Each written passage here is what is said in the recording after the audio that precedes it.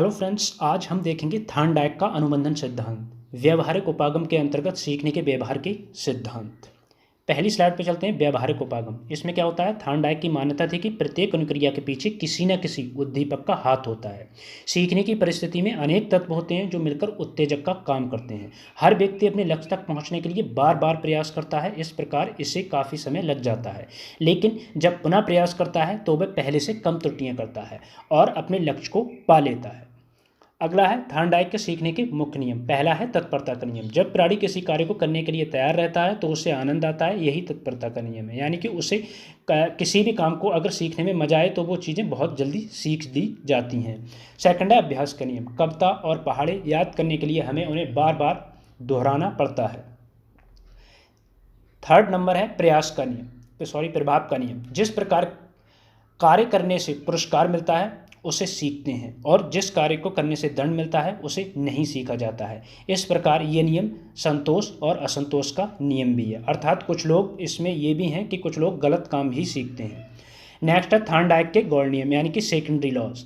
First है प्रतिक्रिया का नियम। जब तक लक्ष्य को पा ना लो तब तक प्रयास करते रहो, यह है। सेकंड है इसका मानसिक स्थिति का नियम।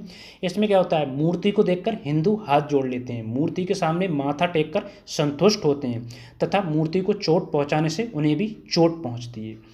थर्ड है इसमें आंशिक क्रिया का नियम। ये क्या है? ये नियम इस बात पर बल देता है कि कोई एक प्रतिक्रिया संपूर्ण स्थिति के प्रति नहीं होती है, ये केवल संपूर्ण स्थिति के कुछ पक्षों तथा मनुष्यों के प्रति ही होती है। फोर्थ है समानता का नियम। इस नियम का आधार पूर्व ज्ञान या पूर्व अनुभव है। फिफ्थ है साहचर्य परिवर्तन का नियम।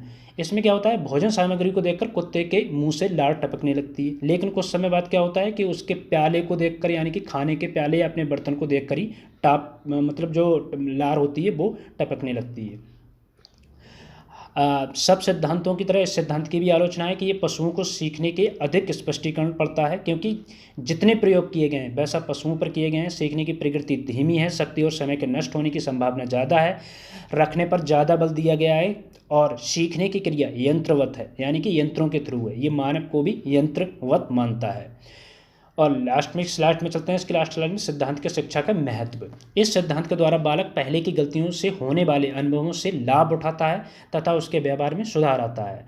ये सिद्धांत निरंतर प्रयास पर बल देता है, इसलिए बालक किसी भी समस्या से घबराता नहीं है, उसमें धैर्य और परिश्रम के गुणों का विकास होता है।